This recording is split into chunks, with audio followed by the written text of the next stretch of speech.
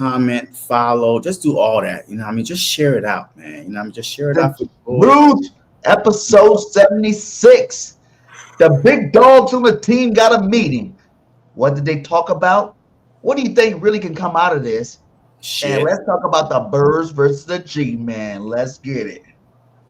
I'm not glad they lost the game, but at least losing the game can allow us to call things for what they are this week. And we don't have to play this game that because they won the game that everything is all right. Here is the truth. The Eagles' offense sucks. It flat out sucks, especially considering the personnel that is on this team. They don't do anything well consistently. They do not run the ball well consistently. They do not pass the ball well consistently. They have no identity because they don't do anything well enough to do it for long enough to be their identity. And you can look at just about every metric there is, from the regular ones to the advanced ones. There are no good passing metrics. There are no good rushing metrics. They are now 30th in the league again in sack rate. 30th. There's only 32 teams. They have the fourth most 3-and-outs in the entire NFL. For every good half of offense we have one that is not only subpar, but is absolutely positively horrible. And I don't know whose fault it is. I don't know if it's Kevin Patullo. I don't know if it's Nick Sirianni. I don't know if it's Jalen. I don't know if it's the offensive line. But it is not even close to being good enough to be a Super Bowl team. Not even close. And this whole thing where the quarterback and the star wide receiver do not talk to each other is psychotic loser stuff. It is what losers do. To hear that they missed each other on a deep pass and they don't talk to each other about what happened afterwards is what losers do. They have all the makings of a poorly coached team. They get dumb penalties. They say they don't communicate well. Every week it's the same thing. We just aren't executing well. And last year they had a gift that they could solve the problem of their offense with this dominant offensive line and this dominant running back. They do not have that gift this year. What's going on, everybody, man? And welcome to the very, very, very, very first episode of The Truth, where not all Eagle fans agree on everything. And this is definitely the spot where this shit about to go down.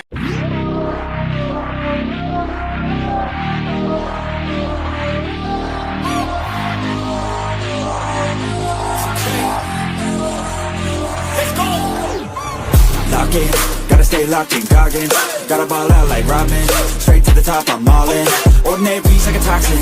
I don't wanna be like Robin. I just wanna lead, no watching. Fuck caution, I ain't gonna be common. I got the confidence, like I'm on the shit, like I'm the baddest bitch in the club. I'm here for dominance, I'm being honest, that's what I want. I'll never give up, I want the whole place sold out. My name in every mouth, you know I'm after this shit. Till the world say my motherfucking name. Say my, say my, say my, say my name. Say my, say my, say my motherfucking name. Say my, say my, say my, you know I'm after this shit. Till the world say my motherfucking name. Say my, say my, say my, say my name. Say my, say my, say my motherfucking name. Say my, say my, say my, you know I'm after this shit. Till the world say my motherfucking name. Driven by fire, driven by fear, never get tired, no I'm still here. Fell to the cracks, now I'm shifting gears. 10 years in, now my moments here. Waiting my turn, now I'm hot in demand. Slept on a kid, but I had bigger plans. Stayed low key, but I still hit drive. Give me one shot and I'm coming no louder. Names on the left, second taste it. Gunning for the top, no limitations. From the basement, no hesitation. Flipping on my L's from the straight motivation. Ain't no quitter, I'm built for the grind. Pressure makes it. Because we after this shit till the world say our motherfucking name. What's up, Eagles Nation? It's your boy Burgate 31 in the building with my co-host JC Sports Talk. How you doing today, JC? What's good with you? Yo, I'm good. Hey, put me on the big screen real quick. And I mean, I had to talk. I had to talk to the people out there. So, first of all, welcome to The Truth, episode 76. You know what I mean? You are the jury, right? You are watching. The reason why I said that you're the jury, folks, you know what I mean? If they watching on TikTok and on YouTube, the reason why I said that you are the jury, because tonight, this show was created for a reason. We have two people on this panel, two, JC and Burgame, right? One of us tells the truth and another is delusional. So by the end of the night,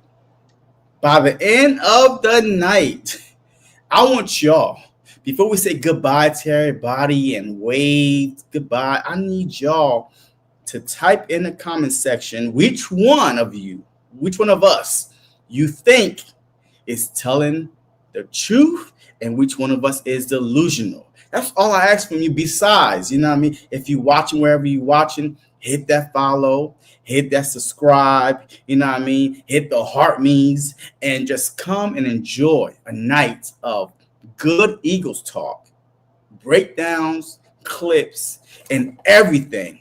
Because I'm telling you, this is one of the best shows on the net. Let's go. Roll it. Come on. Are you done? Yeah. It doesn't matter if you're done or not. Okay? I tell the truth. I'm BG. You are the delusional fan. Now, we both tell the truth from time to time. It's a magical topic we're talking about. But we're going to get into it today. You know, we're going to get into it today. It said breaking news. The Eagles had Saquon Barkley, Jalen Hurts, and A.J. Brown in a very good meeting that lasted hours. What do you possibly think they said in this meeting? Well, I mean, look, the field. Oh my God, we having meetings in week 5 is embarrassing.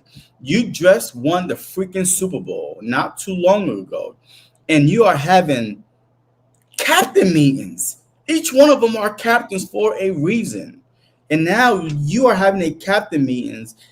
In my opinion, if Jalen Hurts on Sunday after the loss said, "I don't know what's wrong. I don't know what's going on. Like I don't know, how we miss, the miscommunication. I don't know, but I would take the blame." Ain't shit came out this meeting. Nothing came out this meeting. Nothing. This is just like, okay, it just damage control at this point. It's just like we lost for the first time in 20 games, ladies and gentlemen. We have not lost a game. The Philadelphia Eagles have not lost a game in almost a year. If we would have beat the Denver Broncos and then beat the New York Giants this upcoming Thursday, which we will, right? If we beat them, it would have been a whole 365 freaking days since the Philadelphia Eagles lost a game. So to me, like, this meeting was just one of those, hey, let's come together. AJ, the wide receiver, Barkley, the running back, and the quarterback, right? The 3 most important, in my opinion, skill position on the team. So obviously, look, AJ probably say like, look, I don't even think AJ want to be here no more, but it is what it is. That's a whole conversation. But he probably said nothing. Barkley is probably the one because Jalen Hurts is over here so calm, in my manner and all that stuff.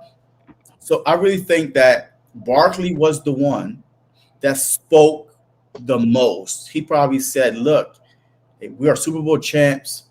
Let's stay focused. Let's stay focused on the mission at hand, right? Let's concentrate. And we got the Giants coming up. We are too good to be shooting ourselves in the foot. Everything that happened to the Philadelphia Eagles is self-inflicted. It's self-inflicted. Nobody inflicted on us. We did this to ourselves. So it's easily fixed. It's easily fixed if we just stop bitching and worry about the main thing. Keep the main thing. The main thing is winning. Hurts probably was like, I agree. You know what I mean? So I think that Barkley was the one that spoke. You know what I mean? Like Saquon Barkley was the one, in my opinion, that spoke the most. If you would, if I was a little fly on the wall within the 3 meetings, because AJ is not talking to Hurts and Barkley gotta be the middleman. So that's just me. I mean, will something come out of this? I don't know. I mean, I have to see on Thursday. The Vikings, and then versus the Giants again, and then the bye week. So they had 3 weeks to show us as fans, as Eagle fans, haters, that this team could be the same team that went on this big ass win streak last year. So yeah, that's all I gotta say, man. Before I talk, I'm gonna let Shady kind of break it down to how I feel about it. You know what I'm saying? Because Shady got a good take on this. So check it out. I hate when these type of things like surface. They make it this big thing, but what we gonna talk about, right? Because there's no secret. Yo, AJ wants to rock. Saquon want to win. Jalen wants to win. I feel if AJ gets involved, he's one of the top players in the league. We should be able to win games. We've been winning games, that's not like a recipe we should be doing, but we've been winning, so it's okay. But when we lose, like now everybody is so alerted, okay, and alarms is up. The problem is having these meetings, I don't know what it does. Because there's no real beef or tension. Just that players want the ball. Look, I didn't never heard that clip before. But what did I say? It just means nothing. It's just like a whole bunch of damage control. But go ahead. Yeah, man, it's nothing.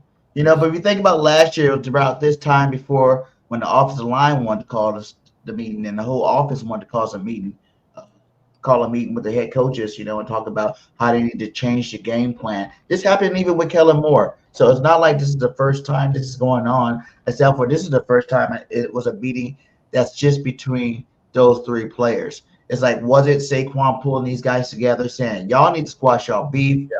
You know what I'm saying? Because what y'all doing is very negative on this football team. There's a lot of things that we can all be crying about. We can all play better. AJ can run better routes, can get open a little bit more. I can hit holes a little harder. Jalen can throw the ball a little bit more, run his offense a little bit better. But at the end of the day, all this media stuff got to stop. This media stuff has to stop. It is holding our team down. We got enough problems with the offensive line being hurt. We got enough problems with young players on the defense.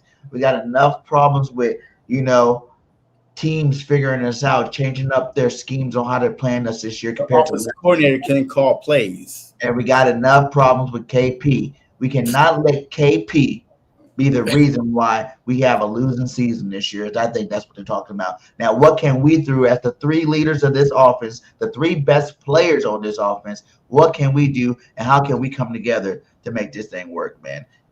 That's how I feel. That's what they were talking about in this meeting.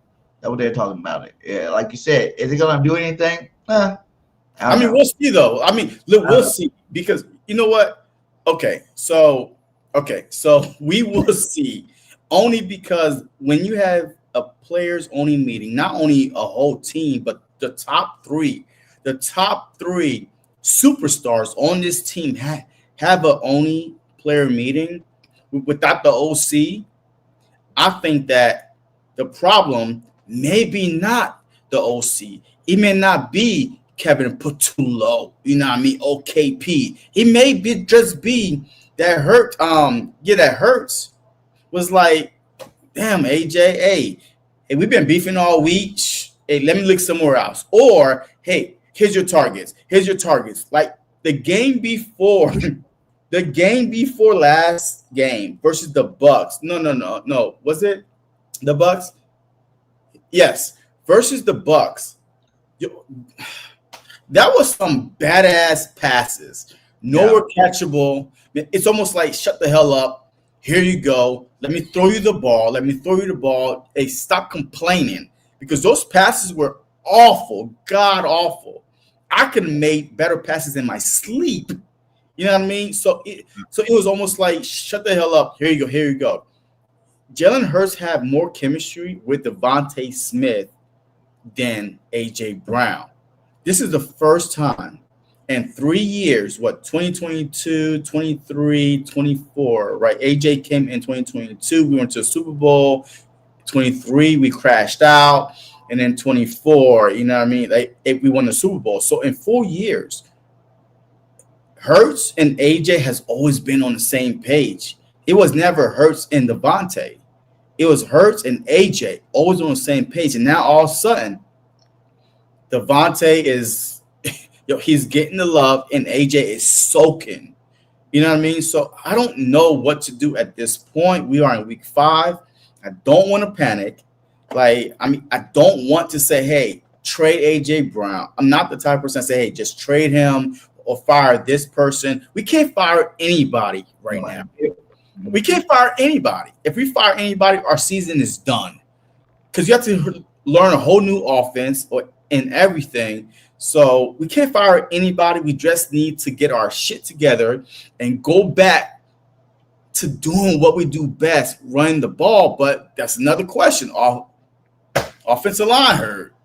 Yeah, offensive line definitely hurt. And you guys let us know in the chat, Hurts, Barkley, and AJ cooking up something big behind the doors. What's your confidence level in this new plan, 1 through 10? Let us know in the chat. Hit that like wherever you're at. Hit that heart. Hit that follow wherever you're watching from. Because I want to know from you guys, what do you guys think is going to come out of it? Because like you said before, I don't really think there's anything that can come out of it except for one thing. This is just all a smoke screen. It's trying to relive last year, having a meeting like last year. Because the biggest problem we talked about last week is this offensive line. You know what I'm saying? There's things that's going on with this team right now that's bigger. We have breaking news. Landon Dickerson is going to be out. Yeah. For week 2 right now. That's huge. We all want him to take the rest. I guess now we have no choice. We're going to see him rest. He needs to. He needs to. He needs to get that knee a lot better than what it is because it's not working very well right now. He's having a horrible year. Let's see. The center too, Cam Jurgens, horrible job so far this year. He's playing so bad right now. He does not look like the heir apparent to Jason Kelsey. He doesn't look like the heir apparent to nobody right now. He just looks like an average center out there that's not holding his weight. So people got to realize when the offensive line breaks down, I think I got Seth Joyner clip talking about the breakdown in terms of the running game and it as a whole. Because when the offensive line breaks down, you can't really do too much with that. So let's see. I think this is a clip right here. Let's see. Broncos versus Eagles is freaking good on good. This is why if you're really That wasn't it. Where's it at? Is it here? Okay, here's the issue with the running game. You talk about things being off. You got John Mechie supposed to come across here and seal this side for Saquon. He's late in the motion, so the motion was off. Then you got a double team here. They got to come off and get this linebacker. You got to come off earlier and get to this guy. This is Landon Dickerson here. They get the guard pushed out. He's got to come up, but he's late, okay? Now, this is why I don't like running against an 8-man front because this guy's a free hitter, okay? That's why I don't have a problem with Jalen Hurts throwing the ball 38 times because you can't run against this front and have that guy all by himself unblocked, okay? There's a lot of things going on here, but now you can begin to see the genesis of why the Eagles' run game isn't working against a heavy box.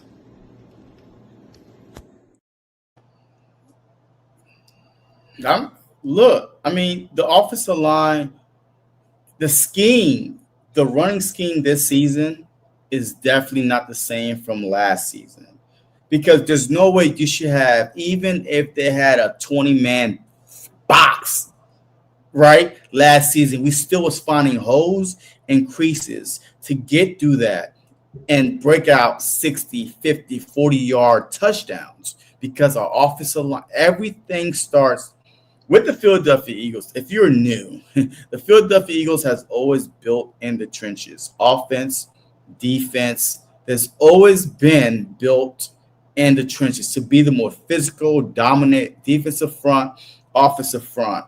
If your offensive line is hurt, it's almost like, what now? Because we're not used to having 3 out of 5 offensive linemen coming into the season banged up. Like you get banged up one at a time, boom, we just plug somebody in. But to have Landon Dickerson, Cam Jurgens, Lane Johnson, and then to come into the season without Mekhi back and to have Steen in there, this is not even a top 10 offensive line in my opinion. I put them just like I put our offense, our defense, our special teams, middle of the pack. Middle of the pack. You can't tell me that we're one of the top 10 offensive line. And Saquon Barkley, the leading rusher, the offensive player of the year last season, have 247 goddamn yards rushing through 5 games. That's horrible. And when it does go good, there was another one where we should have hit the outside a little bit more. I'll stop running up the middle if you know your main guys are hurt. You know what I'm saying? Why you keep beating the dead horse? You know your interior offensive line is hurt, but yet your only run plays are going up the middle as if that's going to change. They're magically going to be healthy and block good on these plays. It's not happening. I think I got this play right here. Let's see. Is this the play? No, it's a toss play where it actually breaks down and shows what it looks like when it's blocked right. Let's see. I think I have it on here. 1 second, guys. Broncos versus Eagles is freaking. No. Yo, I'm good. I'm good. So if y'all want to see the clips, right, we are on YouTube. Okay, here's the issue with it. I show you the clips, what we are talking about. So the reason why that we're on live here, because not a lot of people know the YouTube exists. So hey, we just had to do a dual live stream, one here, but we are actually showing clips of everything that we're actually talking about. So just to let y'all know. I thought I had a clip on here. Maybe I don't have a clip on here. But it is what it is, man. I mean, if you got it shows, there it is. No, it's showing. Yeah, I thought I uploaded a lot of clips. Sorry about that, guys. But I didn't get that clip I wanted. But it will show you when we did that toss play to the left side, we broke down their defense, and it was actually a positive run game. And then we had that play that I just showed, spin off of the fake toss, and then he hit Goddard in the flats. You got to play more run and pass RPOs, like we did, but we got to hand the ball off a lot more than what we did because. When you throw the ball 38 times, no one's expecting you to run. No one's scared of the run. All they're doing is shelling up on us, and it's making it hard for Jalen Hurts to decide where to go to football. He's a tick late with a lot of his things, with a lot of his decisions, and it's not just his fault. He got a line that's not blocking up front. He got players running in. No. There's a lot of lazy routes ran from the AJ. Being one of the lazy routes ran. Look how lazy this route's ran by AJ Brown. Look how lazy. He's going to run up, stop for the safety to stop his body weight, and then take off. And what a move right there. I do think AJ Brown slowed up just a little. Now, did he overshoot him? Yes. But that little subtle, I'm not getting.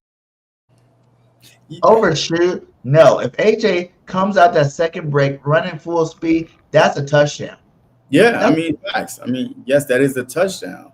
And how you gonna cry about it all week long about not getting the ball and being that guy that's always prepared when the big plays are here to come, that you pride yourself on making the big play. And the biggest time in the game when it's time for you to make the big play, you have speed in it. He wasn't the only one that has speed. I got a Goddard play here.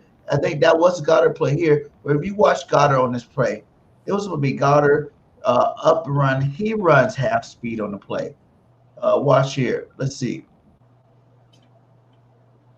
No, that's a completion to Goddard. I'm sorry, I should have labeled these earlier. That's Grant. That's Grant Cocktail, by the way. It's not Goddard. No, that's a completion. I have it, man. All right, don't worry about it. I mean, it's like. This was the run play. Look at the blocking on that run play. You know what I'm saying? Hitting the outside. But what we should have been doing all game long, all this up the middle blocking was not working. We need to stop doing it until these guys get healthy. You better use Lane Johnson and Mailata as your key blockers on running downs. Because other than that, man, you're not getting nothing. You're not going nowhere, and it's not looking pretty right now. We got a short week.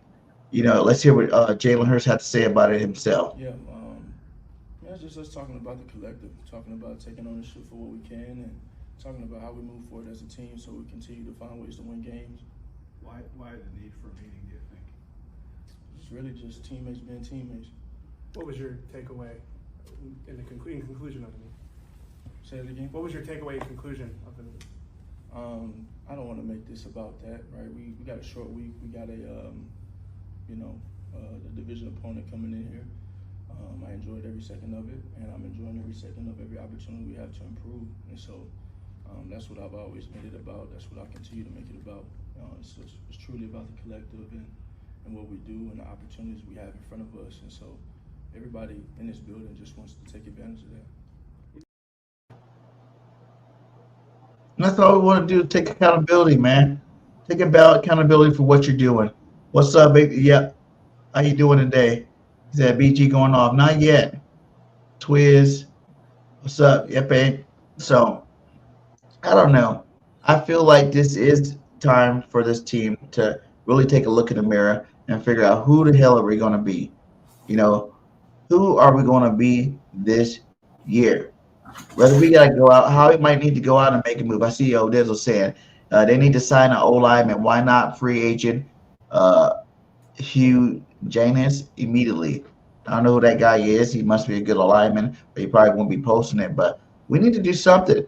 Give these boys a rest. Even if it's a good player, you got to give up a little bit to get them, you know, just for security. Remember when Jordan Davis went out, we went out and got Dominican Sue, Linval Joseph to help fill it up the void. Why not do the same thing here with the offensive line? Go get someone that's going to help fill the void because Pryor's not it. You know, talk maybe. I mean, these guys are not okay. Look, all right, hold on. Before we go out there and try to trade for everybody and their mama, listen. These backups are not getting the quality reps throughout the week. They are coming in cold. They did not expect to even play. All right, they're not stretching. Look, the last stretch you did was freaking warm-ups, pregame.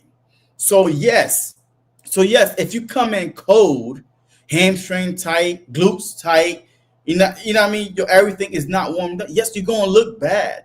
Give these guys, if you decide to rest Lennon Dickinson, Cam Jurgen, Lane Johnson, make sure their backups get some quality ass reps throughout the whole week. But the problem is this: we have 10 days. We just have to get through this game in 48 hours. That's in 48 hours from now. We have to get through this game. And then you have 10 days. All right. So those 10 days, you could give these guys, all right, hey, just give them off 4 days straight, right? Matter of fact, hey, just give them a regular, we played Thursday, hey, give them off Friday, Saturday, Sunday, Monday, right? Tuesday is a press conference. So now, hey, just have them come on Wednesday. So, hey, just give these guys 6 days to rehab, to rest, right? The other guys. But the guys that are hurt, you see them now for at least 1 or 2 weeks, maybe 3, maybe even after the bye. But the backups get some quality reps within that time, they will shine. Steen is pretty good. You know, if Fred Johnson, he stepped up for Lane Johnson in the middle of the game and held his own. So the only soft spot, the weak spot is that left guard position, and that's got to get worked on. But all the others, with the team that we're going to face over the next 3 weeks, I feel comfortable saying, hey, you guys just take a week or two off. And if we're successful without them, they could have 4 weeks off before we have to come back, right? Giants, Vikings, Giants, bye. 4 weeks. 4 weeks. You could definitely feel a lot better in 4 weeks than 1 week, right? So, and this is what I would do. Like, I'll just sit Lane, Dickerson for sure, and I might keep Jurgens in. You know what I mean? Like, that's enough. The whole line. He gets it the whole line. But Lane and Dickerson for sure. I would just say sit for 3-4 weeks because this is a long game. The Eagles are going to make the playoffs. We're not worrying about missing the playoffs. The problem is, are we worrying about only making the wild card or making the Super Bowl? That's the difference between a healthy Lane, a healthy Dickerson, and just freaking, you know what I mean, like a banged up Lane. You know what I mean? So that's all it is.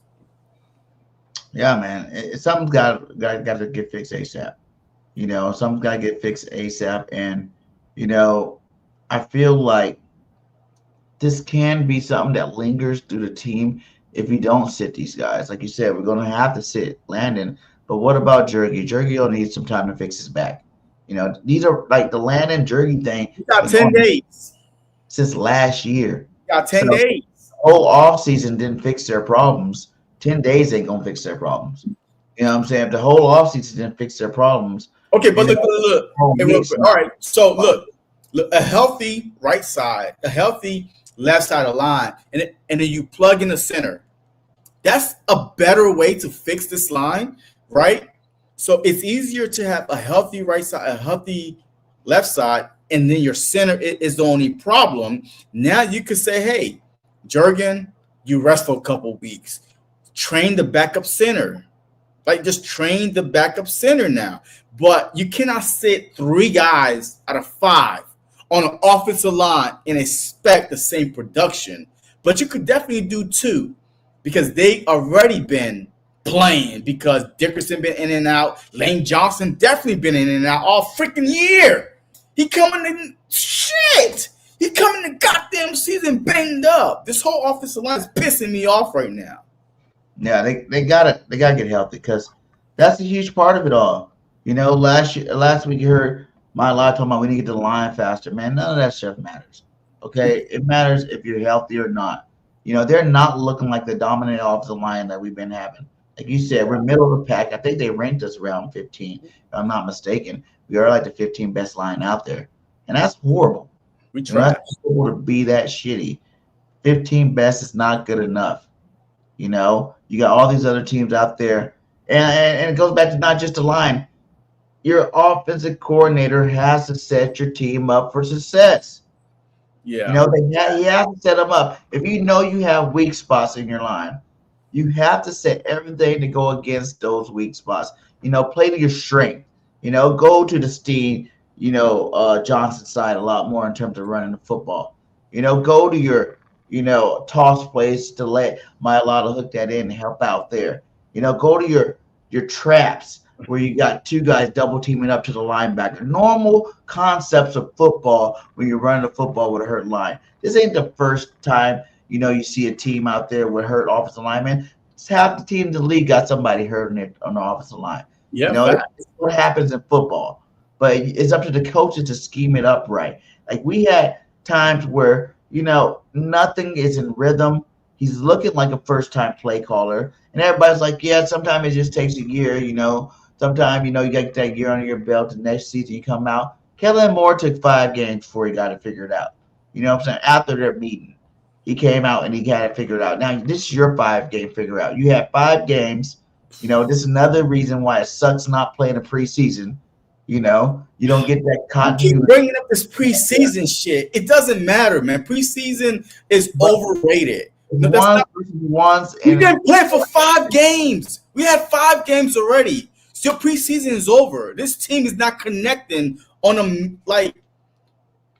a personal level more than anything.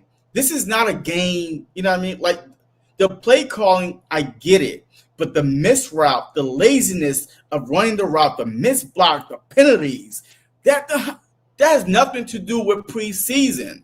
This is the same. We had 10 out of 11 guys returning back from the same freaking team. Offense, that is unheard of. 10 out of 11. So you can't tell me preseason.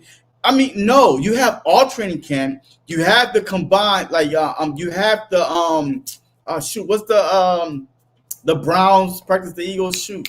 Joint practice. Yeah, yes, you have the joint practices. So this is not about preseason. This is, to me, because in preseason, our backups was looking great. We had Key in there flinging the ball. Darius Cooper catching touchdown. Man, we're like, KP is in his bag. And now it's like, these guys should have played in preseason. When they're not calling real defenses, he's in his bag. And JD3 has a point. He says, how much of the problem on the field is related to problems off the field? That's the biggest question with him, with this team. Exactly. A lot. Off the field problems. Why are these guys even having off the field problems? It's the real question. And don't just give me the stat. It can't just be over stats, because that's selfish. And if it's all about the stats and it's all about being selfish, then we need to do something about that. That's a problem too. And that comes back to what we've been saying for a while now with this team, and with AJ Brown. Is this? Are you taking your stats over the team? Is that what you're doing? Do you think you're more important than the team? Is your legacy more bigger than this team chemistry? There's a lot of things you got to think about. You know what I'm saying? Like, if he's thinking this way, which is not uncommon for a star receiver to want to have a legacy. He got a Super Bowl. He got All Pros. He got Pro Bowls. He want to be the greatest. And he kind of set himself up this year, with all that hyping up Kevin Petula, with all that, the offense needs to change. With all that, I need to get the ball more. All that stuff going on, you know what I'm saying? And now it's like you're not producing. You're not producing. Well, you it's make, not you him make, not you make the team choose to abandon their real game plan and try to make a game plan for you. That's not natural. You got to stay within a scheme. Like we said 100,000 times, we are a run-first football team, period. If you don't like that, I know it kind of gives them freaking PTSD from times with, the Tennessee Titans when Derrick Henry was running the ball, but that's just it. There's no reason why Saquon Barkley should only have 6 carries in a football game if he's healthy. Yeah, but it's not PTSD though, because AJ been on this team for 4 years now, and we always been a run-first team. He 3 times All-Pro, a Super Bowl champ, so he always got his numbers. Something is off. You said something, right? All right, does the off-field personal shit leaks into the professional on the field? Absolutely. If you and I are beefing, offline, and then we come on the show, well, my energy is going to be like, all right, yeah, all right. Like, of course, you know why? Because I'm pissed off at you. You pissed off at me, right? Of course, personal leads into professional sometimes, right? It's hard to kind of separate those two. So AJ is disappointed. Even though he said, hey, I'm captain of the team, I expect to help the team win. This is, look, honestly, the worst I've seen. Because remember last year, AJ missed 4 games. He played the Packers and then was out, I believe, like the next 3 games. And then we had the bye. So he missed 3 games and then came back after the bye. So by the time he came back, we was already clicking, right? We was already established. Boom, we are a run-first team. Let's run the ball. 8, boom, boom, boom. Now it's just like he's starting from scratch. Everybody's healthy. Well, not everybody's healthy. Offensive line is banged up, and now we got a new offensive play caller again. Jalen Hurts has been the only quarterback in the NFL that has been set up for failure, but still succeed despite that. Every single year, every single season, since college football, Jalen Hurts, the Philadelphia Eagles quarterback, since college football, I mean, it might have been farther than that, but since college, every year he had to learn a new playbook. Imagine for those of you who can't put it in football terms. Imagine every year you get a new manager, and every year your new manager changed the system. You say, hey, look, y'all used to do this last year. This year, I want y'all to do this. Every year you get a new manager every year. And they change it every year. You be like, oh my God, I can't be learning this shit every year. So that's what Jalen Hurts have to deal with. Every year is somebody else new in his ear, calling plays, getting to know the team. So he's been set up for failure every freaking year, but he still managed to never miss the playoffs, been to the Super Bowl twice, as a 4-year starter, been in the Super Bowl twice. I mean, that is unheard of. He's the only quarterback in the NFL that go through this shit. Yeah, man. Let's see what our boy Ike Reese had to say about it. There's been a lot of debate of like, does it matter, whatever. Sunday was a perfect example of why this matters a ton. Like the play where AJ slows down. Yeah. We could dissect a play, whose fault it is, whatever. To me, the most important part of the play is they didn't talk after. And you cannot have your quarterback and number 1 receiver like seemingly not talking on the sideline. Like I don't have eyes on them 24/7, but because I'm interested in it, I do watch them a lot. Like after plays, when they walk to the sideline, do they congratulate each other after touchdowns, right? And you just don't see them almost ever interact. Yeah. And I'm not 24/7 during the game, but like for a large portion of the game, I'm looking at to see what's happening, and they just don't. So that's matters. What's more important to me. Yes, exactly. That's what's more important to me, the on the field relationship.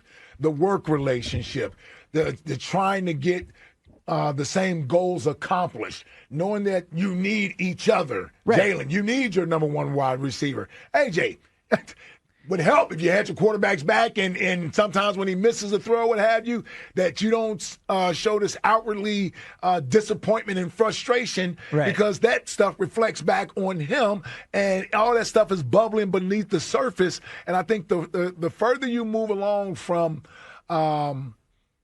having negative feelings about each other and you built up way more positive stuff and you bank that, now you're able to withstand difficult moments and adversity. Yeah, I'm concerned. I am concerned right now.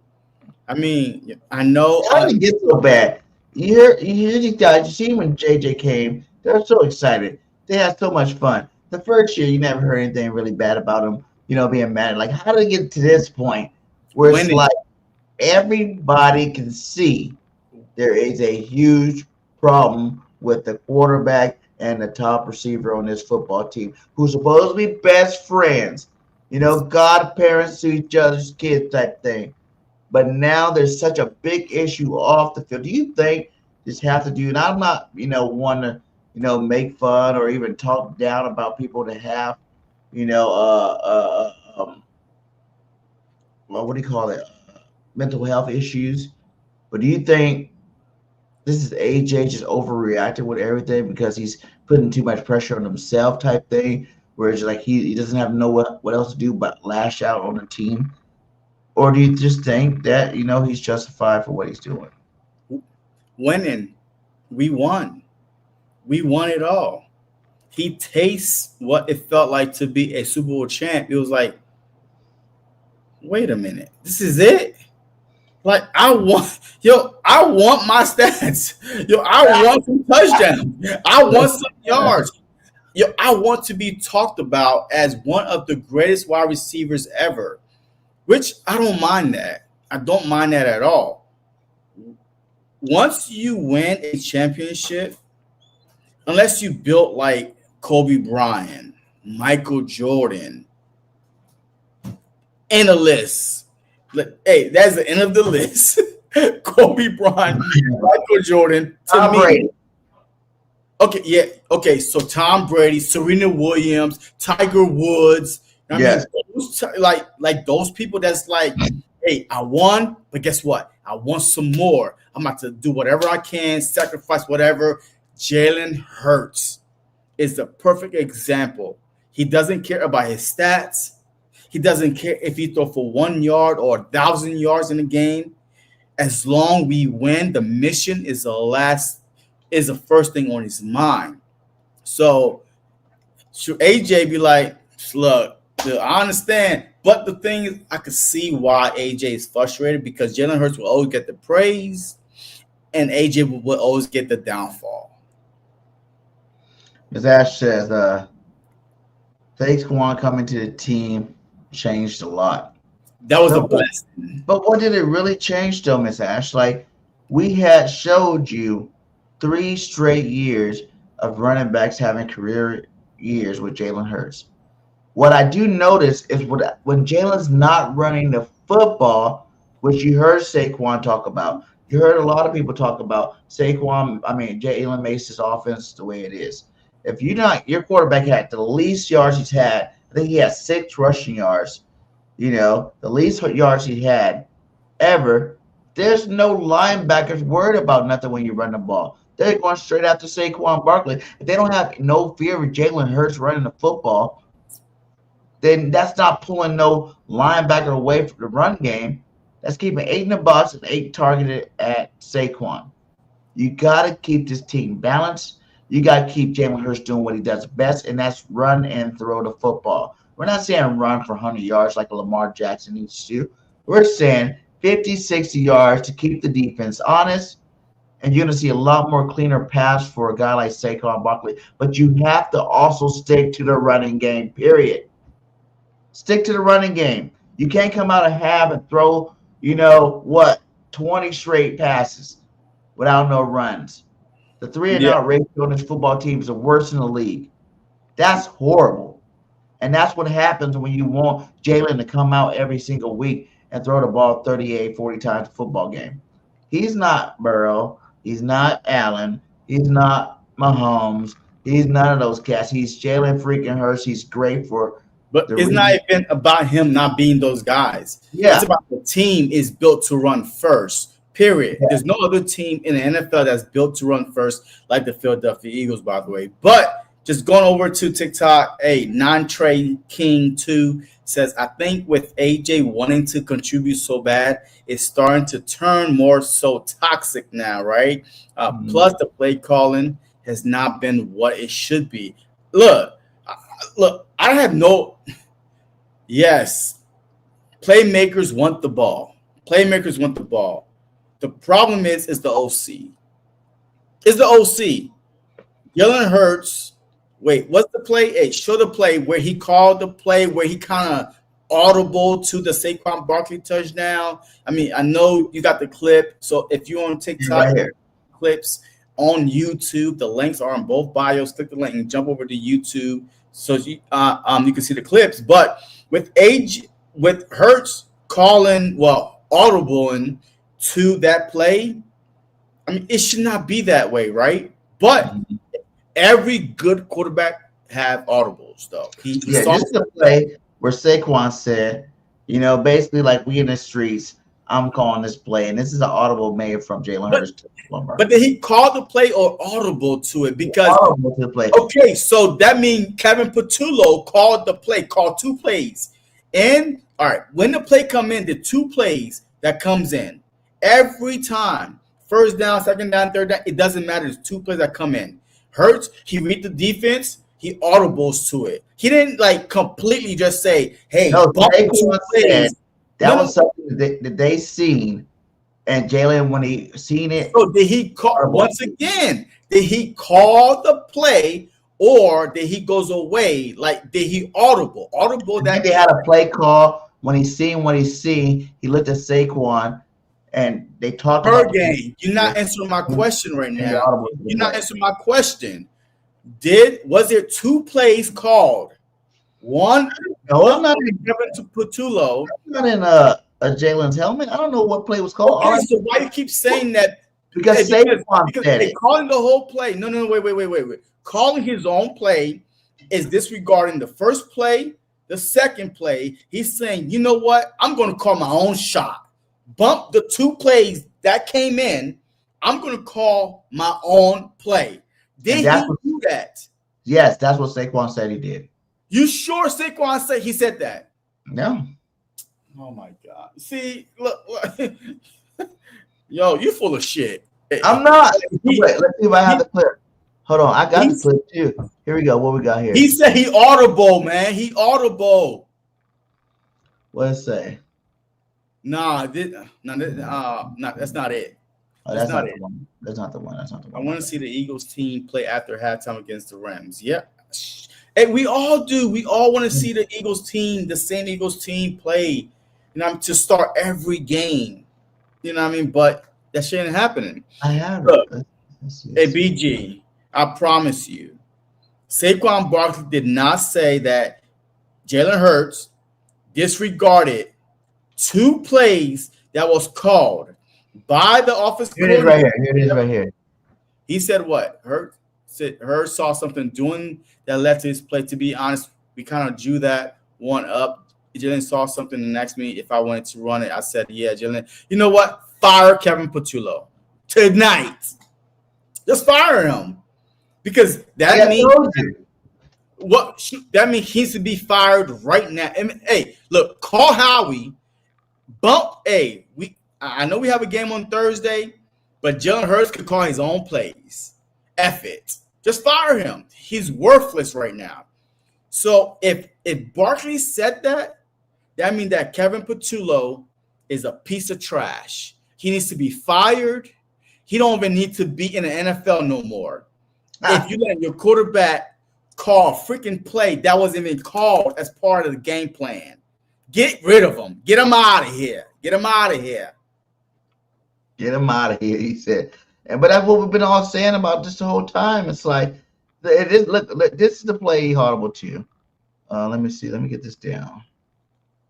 Yo, This that what is he so got, disappointing, man. Like, yo, I have no I told hope. you, man. You killed all the hope I had for this offensive coordinator. You killed it. Here it is, right here. To the sideline for confirmation. 2nd and 4. Flinging it. Caught. On the run is Barkley. He's in for a touchdown. Finally. I want to see Kevin Patullo face after that play. That's what I want to see. It's probably going to be like, remember when Peyton started calling his own plays? The offensive coordinator said, fuck it, and just give high fives. Like, keep calling your plays, my guy, make me look good. And I think that's where it's at. And I think that's why these three leaders came together. It's like, listen, KP sucks. Okay? Let's keep it real with each other. It's not your fault. It's not your fault. It's not my fault. This coordinator sucks. He's not ready for the moment that he's in right now. As leaders, we have to find ways when the offense is not rolling correctly to go out and call our own shots. Go out and call our own shots. And I think that's exactly like, you said you had the brand new JC.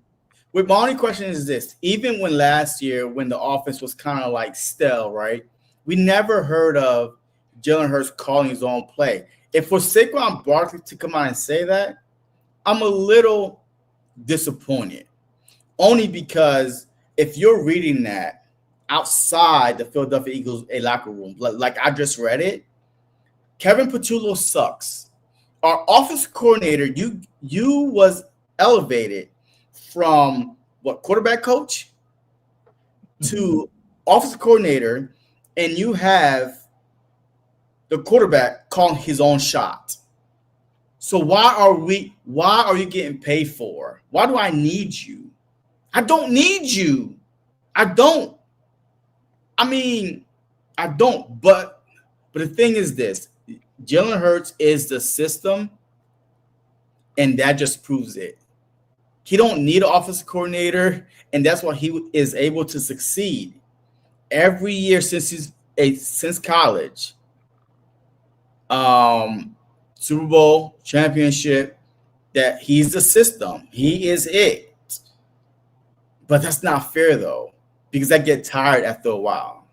Ms. Ash says, Jalen said today he hates losing, so it's no surprise he's calling his own plays out there.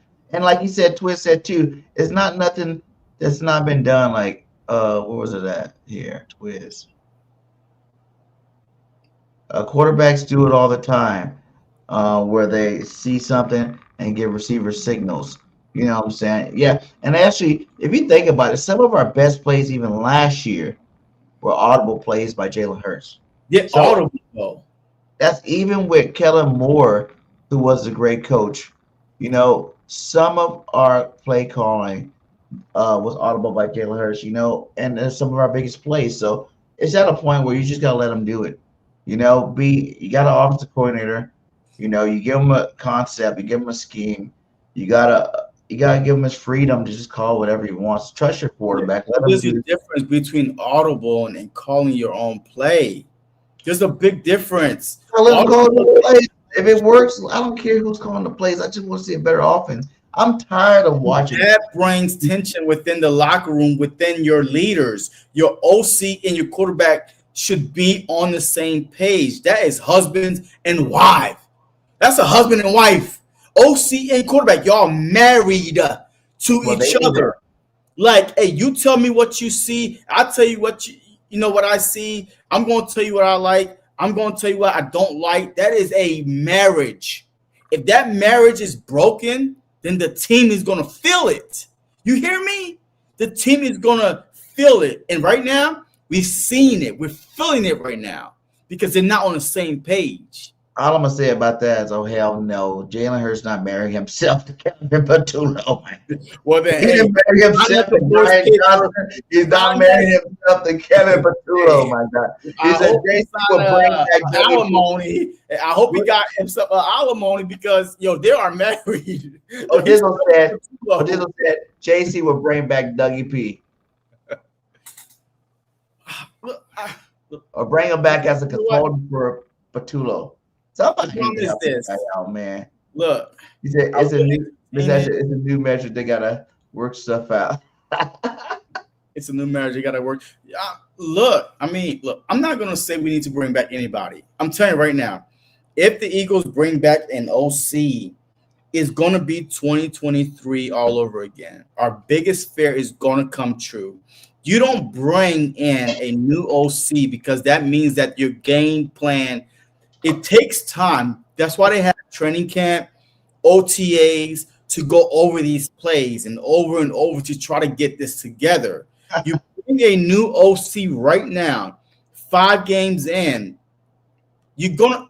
So it's not okay. If you're gonna bring Dougie P in, bring him in as an advisor. Say, hey, you know what I mean? You understand your concept of this offense, but I would run this, or I'll try to do this. Advise, right, with the quotation mark, but not change the OC. Because it's tough, man. This team will not go far if you try to bring in a new OC. It won't. Everybody on that offensive line have to learn a new blocking scheme, a new route running. It's not as easy as to drop an OC and say, hey, it's fixed. You saw how well that worked when we tried to do that with the defensive coordinator. You know what I mean? So it's not that easy. This team is going to ride or die with the personnel we have on this team. Change is not coming. Your change is not coming. We're going to float or sink with what we have. That's it. He's already having a divorce with AJ. Can't have a divorce with Petula. He's disappointed for sure. Absolutely. They're going to have them boys at marriage counseling today. Fact. I think it was Saquon like, hey, guys, I don't even know what it feels like to win like this. So whatever y'all doing, squash it because I like winning. I like winning. This is not nothing normal I'm used to. It says KP shouldn't have been given the job. The Super Bowl champ. The Philadelphia Eagles, to me, what pisses me off is they are too loyal. They love to promote within, regardless of the experience. Oh, you've been here for 5 years as a quarterback coach, we're going to elevate you. Ninja, you didn't learn from freaking Brian Johnson 2 seasons ago? Like, yo, hey, that's the reason why the head coach was on his knees begging to stay as the Philadelphia Eagles head coach unless he literally go outside and hire people, bring them in.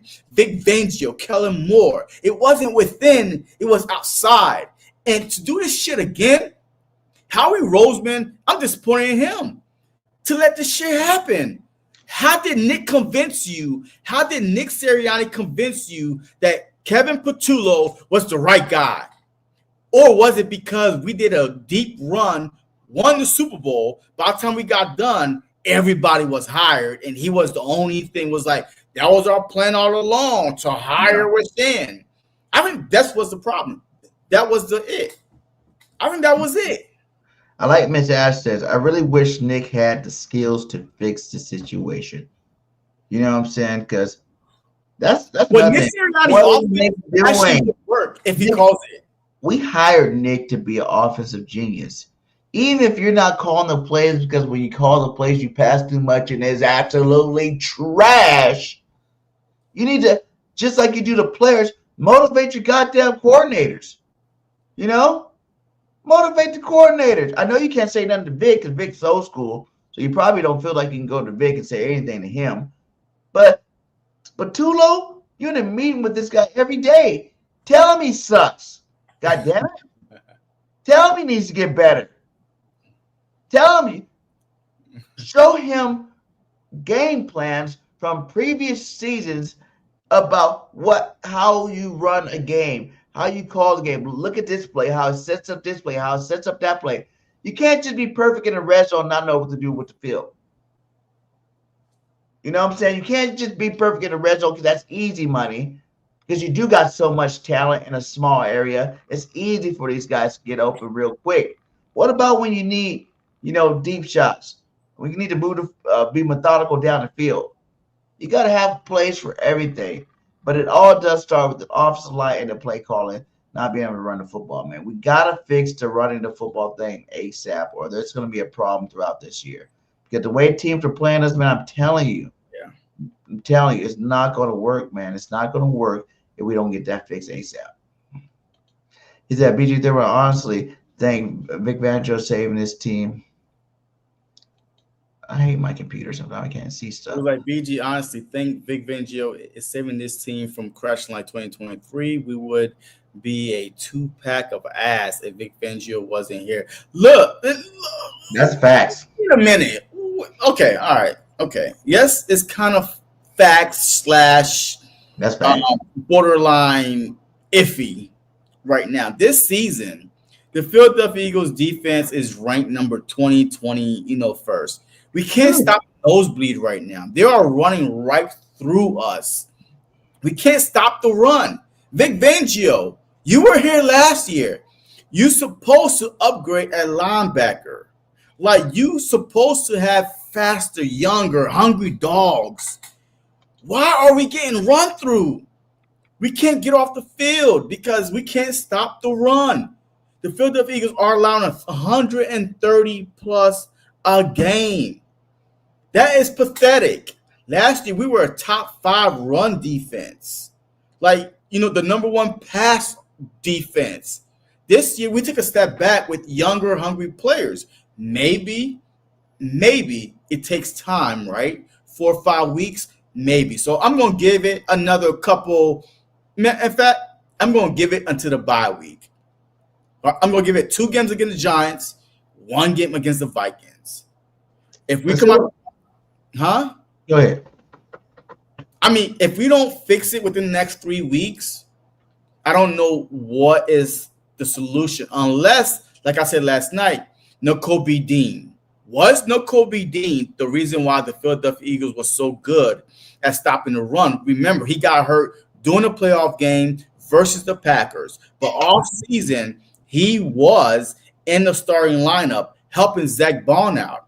Maybe Campbell is more of a hybrid linebacker, rushing at the edge, more than a run-stuffing linebacker. Nakobe Dean had 130-plus tackles last year. You know what I mean? So that is your nose is stuffing in freaking the holes, and you are making plays.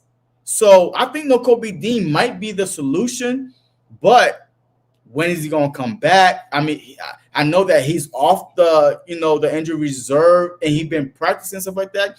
When is he going to get installed in this starting defense? Is it before the bye or after the bye? We have to wait and see.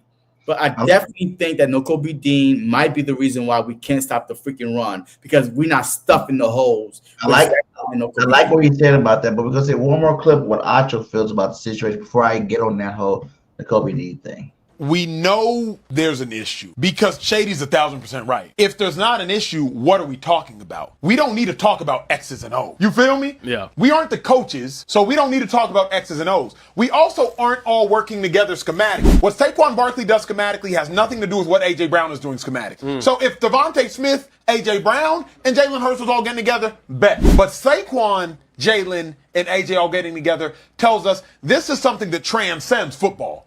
This ain't about no X's and O's. There's nothing that they can come together to when AJ say, you know what, Saquon, you got to get 15 touches a game. That's not an AJ Brown decision. Saquon can't go say, hey, AJ, you got to get about 13 targets a game. That's not a Saquon Barkley decision. This sounded like a Saquon going to Jalen and saying, hey, let's sit down with AJ. Saquon going to AJ saying, hey, let's sit down with Jalen. That's what it sounds like to me. I mean, yeah, we said that from the beginning. Like, there's nothing new. Yes, we said it. I mean, this wasn't no X's and O's, no play calling. It just, hey, let's squash this beef. We got bigger goals in mind. AJ, remember when he was, sipping that champagne, was like, when he saw the Super Bowl ring, he was like, let's do it again. Let's run it back. You thought it was going to be sweet. You thought that shit was going to be easy to be back-to-back Super Bowl champ without putting in the work, without people coming after your head. And they are definitely coming. Listen, look what Sean Payton did, right? This is what Sean Payton did after the game. This is how bad he wanted to beat us, guys. This is how bad he wanted to beat us. Sean Payton had his team bus reroute them to drive down Broad Street after beating the Eagles to let them see the team's bus come through the city again. He said they were also blasting Meek Mill in the locker room post-game, to make a statement. We are every team's Super Bowl. And guess what? The Denver Broncos, just clip this shit right here, right now, will miss the playoffs.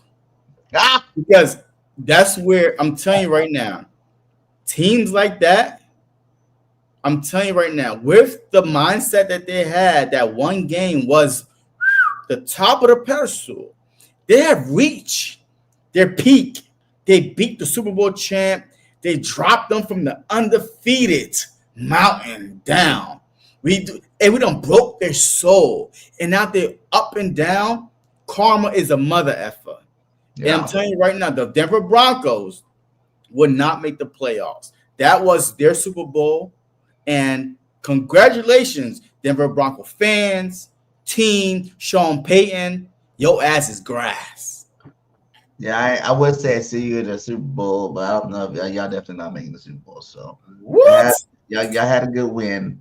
You know, I give you credit for that. But referees played a huge deal with that. I'm not a referee guy, but the referees played a lot. Dallas scattered penalties that didn't get called. I'm not going to blame the refs.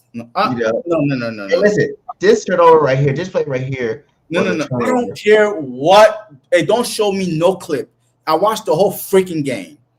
You are up 17 to 3, and you run the ball. You give your best player on offense 6 carries. You deserve to lose that game. F the refs. You never leave the game in the refs' hands. You don't. That's what losers does. Losers does that. Winners, you beat a team. You up 17 to 3 in the fourth quarter, and you get outscored 18-0. You deserve to lose.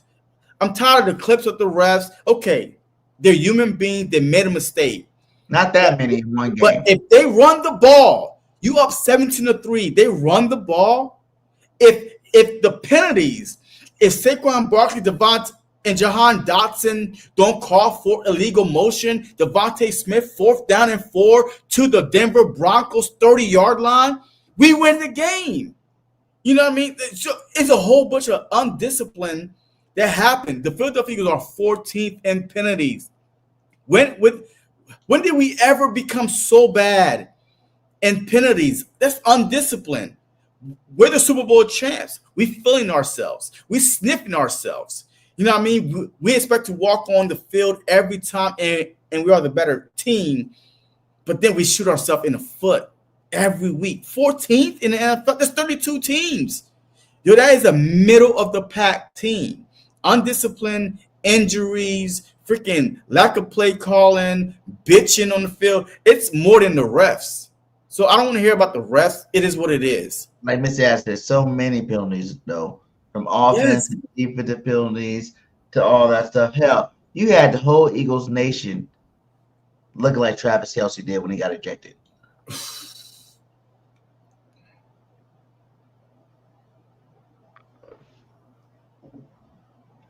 What is this?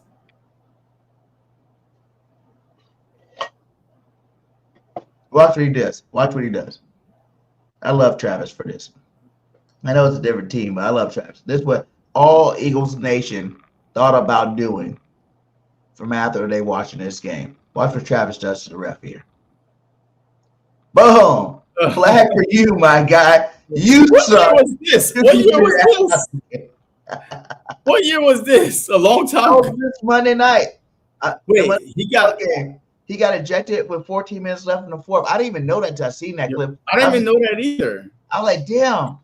Travis did get. I didn't know he got ejected. I didn't see him the rest of the game, but I just love what he did. He threw his towel at the ref stand. Flag on you for sucking, and that's exactly how every Eagles fan felt with these guys. ADW. I thought about this too. We need to move Fred Johnson to offensive guard. No.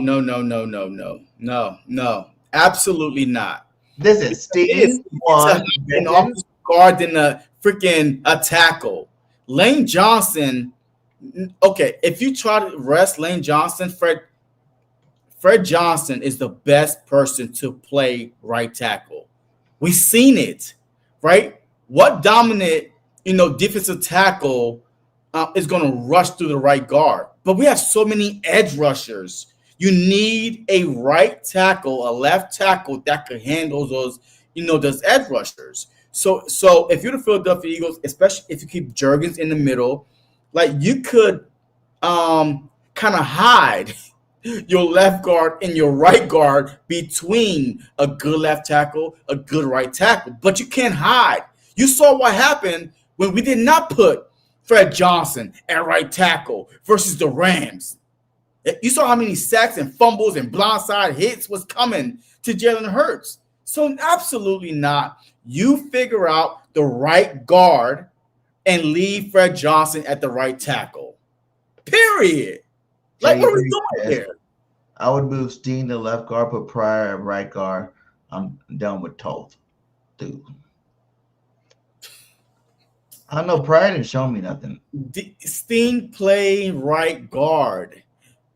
Fred Johnson play right tackle. There's continuity there already. Why are we switching and flipping?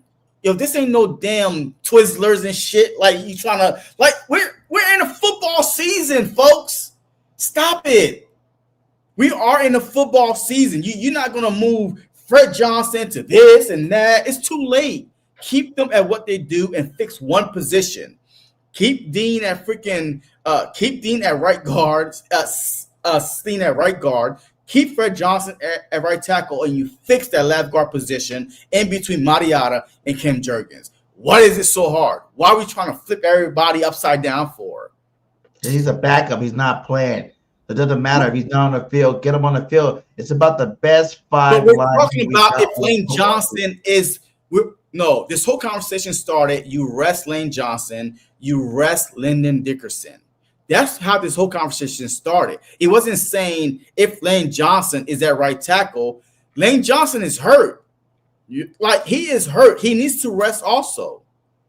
So we were talking about, I'm just resting these guys. So yes, you put now if you're gonna keep so if Lane Johnson is healthy, he's at right tackle. All right, boom, that's a different conversation. But if Lane Johnson is out, Fred Johnson is your backup right tackle.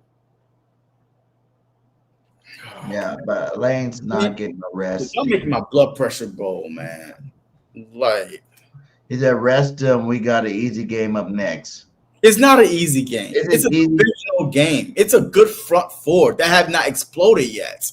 So all right, let's talk about the Giants, man. We've been on this, game. I'm over it. I'm done. I'm not going to tweet about it. I'm not going to text about it. I'm done talking about this past game. Let's talk about the upcoming game. We are an hour and 12 minutes in.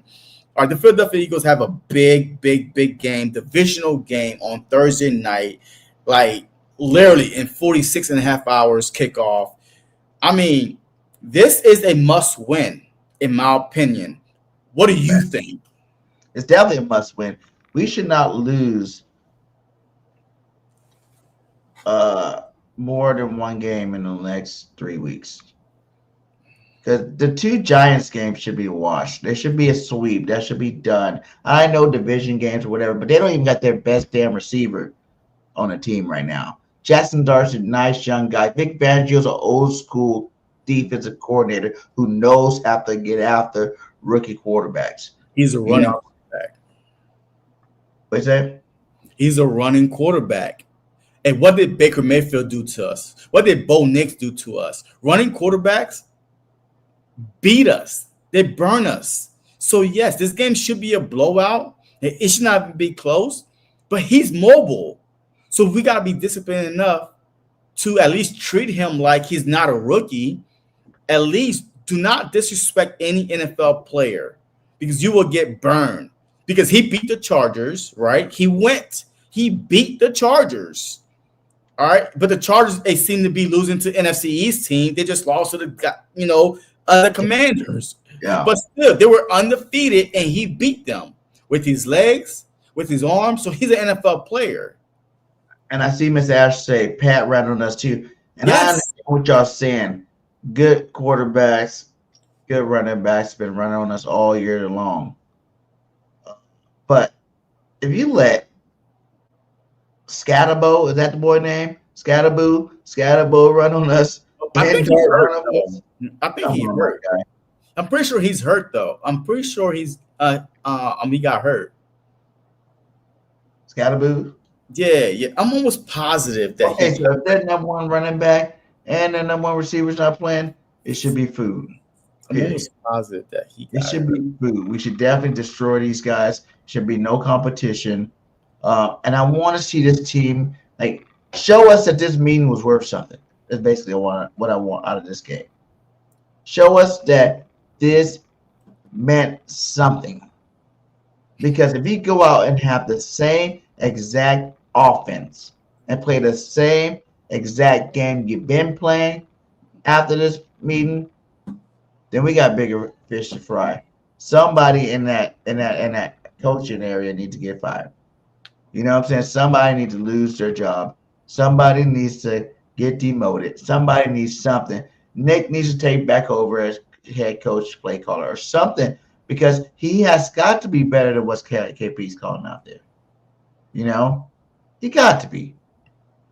KP, this is you're on your last leg. You know, when you got hangman, you got the head, you got the arms, you got the body, you got one leg down. There's only one more leg you got, my guy, before you're hung. And if you cannot go to MetLife and lay the smack down when all your star players are meeting, saying that they're ready to explode and be the studs they want to be, and you keep them held back with your horrible play calling, then you got to go, my guy. The Giants are the 26th ranked defense. Their offense is ranked about 10 above us. So let's not act like that it's not going to be a dogfight. It's a divisional game, but only because I'm predicting that this game is going to be definitely a 2-score game, only because we lost. We are coming off an L. That bad taste is in your mouth. This team is like, the national media is acting like this team is 1-4 instead of 4-1. The Bills lost, the Chiefs lost, and for some way, somehow, they are still getting talked about better than a 4-1 Philadelphia Eagles team. AJ got problem. Barkley called a team meeting. You know, OC being called out. Nick is being. So this team, with a divisional game coming up, you know them very well. They know you very well. So, but because we coming off a loss, a horrible loss where we led by double digits and we lost, that's why I'm expecting this team to get their frustration, to take their frustration out on the New York Giants. Go back to your bread and butter and run the ball. Saquon's going back home. Let him have a nice homecoming.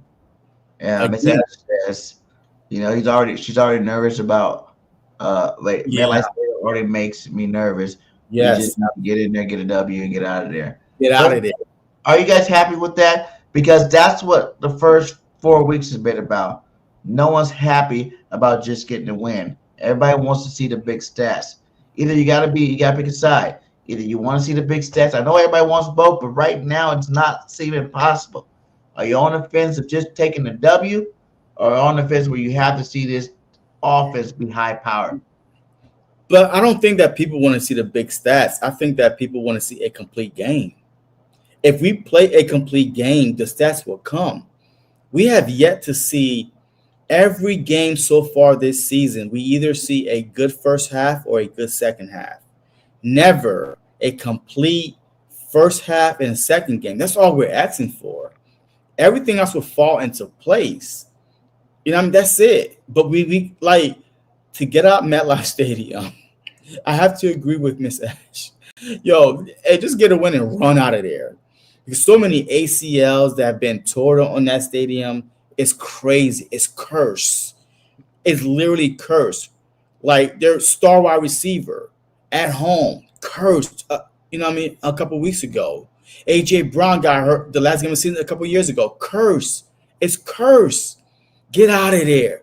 Win by half a point. I don't give a damn. We got 10 days, and then we'll take the shit out on the Minnesota Vikings at home and Philly. I don't care. Just win, baby. Just win. Carson wins game. There's very little creativity coming from KP, especially with the young weapons we have on this offense. Mechie, Latu, Shipley, Dillon. And that's another thing, too. Like I was saying before, you look at a team like Detroit who can have everybody play well. It's not just Ahmad St. Brown. You got Williams playing well. We got 2 running backs playing like studs. We got 2 running backs. We got 2 receivers. We got a tight end. Why can't we become creative like them? How did they have one of the most creative offense coordinators, send them packing to be a head coach, and come back with another creative offense coordinator? Like, where's this guy at that we didn't see? And why it seems like it's not even just him? You know, it's shades of Kellen Moore. It's been this offense for the last 4 or 5 years now. We're not as creative as the top teams in the league. And that's a huge problem. We have better skill positions than these teams, or just as good as these teams. Good offensive line, good receivers, good tight end, good running backs. But our plays look vanilla. Our plays look JV when we're on varsity. You know what I'm saying? It's got to be better. It's got to be better. Because when you are a first run team, you get an OC that's first run. Running the ball is not sexy. Okay? I mean, to us, we love it. Right? As an Eagle fan, I love when you run the ball. Not the blood pressure medicine. Yeah, I've been taking it all night because y'all drive me crazy. But no, we are a run first team. When was the Philadelphia Eagles a first pass team? That's when you go out and hire a high octane offensive coordinator. But when you're a first run team, you get the most boring ass offensive coordinator because there's nothing sexy about running. There's nothing about running the ball. It's like a snail. It's like run the ball. So you go get those guys. And that's what the Eagles been doing. They've always been a first run team for a long time, besides the McNabb era, when it was like passing all over the place. We was telling Randy Reed to run the goddamn ball. But for the most part, we've been a run team. So, of course, you're going to get those OCs. It's just about, let's run the ball. Okay, run the route, 5-yard curl, blah, blah, blah. So that's what it is. The Rams. Like, yeah, another team. The Rams play, I'm like, oh, shoot, where they at? I'm like, damn. Like, you can't even keep up with the wide receivers because they're over there. Like, I'm like, when did Cooper Kupp go on the bench? Hey, when did Cooper Kupp is not even on the team no more? I'm like, where's Cooper Kupp? Like, because you don't know who's on the field because the guys are moving everywhere. Us is like, AJ's over there, Devontae right there. Oh, look at Goddard. Oh, he stopped running. Oh, you know what I mean? So. Like this, Ashes, I keep saying that I love watching games where 4 to 5 different people making plays. We have the squad for that. Creativity is the only place we lack. And I agree with you. Creativity. But this is, like I said, even during some of the Kellen Moore time, until he hit that playoffs, that's when he came out of the bag, which you save your best for last. Yes. At the end of the day, the creativity is lacking thereof. If you only have a page full of creativity that you got to save for the playoffs and save for the playoff run, then you don't need to be an offensive coordinator in the NFL, my guy. You know, you don't need to be an offensive coordinator in the NFL. You need to go continue being that quarterback's coach, or passing game specialist, or whatever the hell you want to be. Because there has to be multiple plays that can get everybody. Like, why hasn't we seen the development of Jahan Dawson? You know, last year he looked like he was. We don't use 3 wide receivers as much. That's why. But it's showing us when we're using this bunch formation with extra tight ends and Saquon Barkley, that's 8 players to block 3 and everybody else in coverage, and we wonder why we're not getting completions. You got 8 covering 3. That's not a winning formation either. That's not a winning formula either. You know what I'm saying? You got to get creative. Have Dillon and Barkley in the backfield. Do option plays for both. You know, mix it up. Have Shipley in there. Remember when Kenny Gainwell was in there? We had Kenny Gainwell in the flat. We had Kenny Gainwell, making plays while we had, Barkley doing things. Come on. We got to be more creative. more pick routes, more. I don't even know, man. Everything that we're not doing because it just looks too vanilla. And we can be the most exciting team in football with the talent we have. You can help offensive second half versus the Rams. The second half versus the Rams, you saw it. AJ scored a touchdown. Smitty scored a touchdown. Goddard, he scored a touchdown. Barkley was, he was getting hosed to open up with the same offensive line. All of a sudden, our offensive line can open up holes. You know why? Because now people respect the pass, right? Boom, they back up a little bit, and the holes like the Red Sea, it parts, and all of a sudden it's like holes like mother effer. You know what I mean? So yes, absolutely. So that's what we all envision this offense to look like, the second half of the Rams, and then we went back to the same old poop show with the Buccaneers. Even the Buccaneers first half. What is that? Oh, yeah. Even the Buccaneers first half wasn't even as bad because, with the fake tush push, 2 TDs to Goddard. We was cooking, and we was cooking. And then the second half showed up and we stayed in the locker room. You know what I mean? So it's always like which one are we going to get? Like, what are we going to get? Is it going to be the Rams or what we've been getting? Like, we've seen 2 halves, the Rams in the first half of the Bucks. Besides that, everything else just been trash. So, hey. Said here. Yep. ADW says, well, let's get creative with the run game through our many skilled players. Mechie, Dawson, Smitty can run the ball on sweeps. Just get creative. Just get the ball in more hands. Yeah. Because you make it easy for, these are professional defensive coordinators. Okay. And like we said before, we're not playing shitty teams no more. We've been playing good football teams with good coordinators and good defenses. You can't come with the vanilla, right now I'm try to attack with AJ. Okay, I'm going to go to Smitty now. Okay, I'm going to go to Goddard now. Okay, I'm going to try to run with Saquon 1 or 2 times. Okay, let's just go back to AJ because AJ made a catch. No, that's lazy coordinating. You got to have more plays to have more than one option open. This is football. You're on the highest level of the highest level. Show us you worth the money we're giving you, my guy. Show us that you want this job. I hate when you hear these corners talk about they waited their whole life to get to this moment.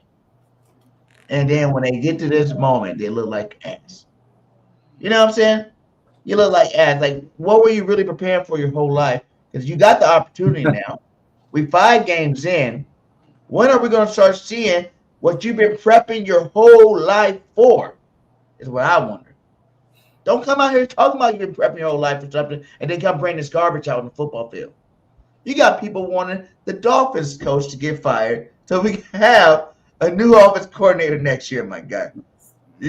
Someone that has some credibility and knows how to scheme people open. Because what you're doing, KP, is you're putting yourself under the bus. And I didn't even like the way he was talking today, to be honest with you. I didn't even listen. I'm tired of listening to everybody. Like everything just so fine. You know what I'm saying? Like everything is just so gravy. He don't really see problems nowhere, really, is what he was basically saying. We got to get more consistent, but things were opened up that we could have hit and all. Shut the hell up, man. Go on TV, say you suck, and you're going to do better. Just give me the basic now.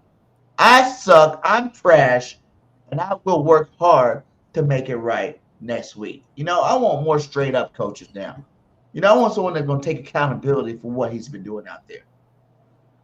That it is coaching malpractice is what we're seeing out of this football team. And it's just like, and I know a lot of people say Brad Johnson was good, He was. That made him bad and all that stuff too. He actually was. And some parts of that was true because he did have the numbers, but in crucial situations, the reason why everybody hated Johnson was in crucial situations. No, that's not why. People hate Brian Johnson because we started losing.